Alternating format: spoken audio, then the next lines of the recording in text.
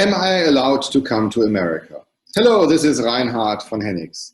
This question, whether or not you're allowed to come to America, is on your mind if you are an international businessman, an international businesswoman, and a traveler who needs to enter the United States professionally for work within the realms of the naturalization, immigration statutes, of course, and whether or not you have a problem in being stopped at the border to enter the country.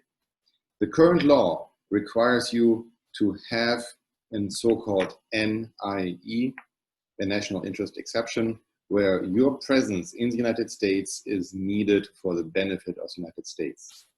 We have been processing together with our clients and then sending the documents over to the consulates, multiple NIE questions, and I feel today it's a good way to make a little brainstorming about lessons learned. Number one, it's possible to get it. Number two, it's a paper trail. Number three, it's only good for a month, so don't apply it just in case that you have it.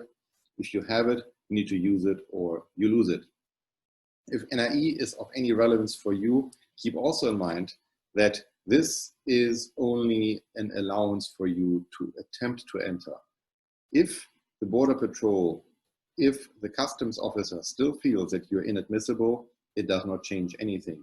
And whatever quarantining law is in place may be applicable as well.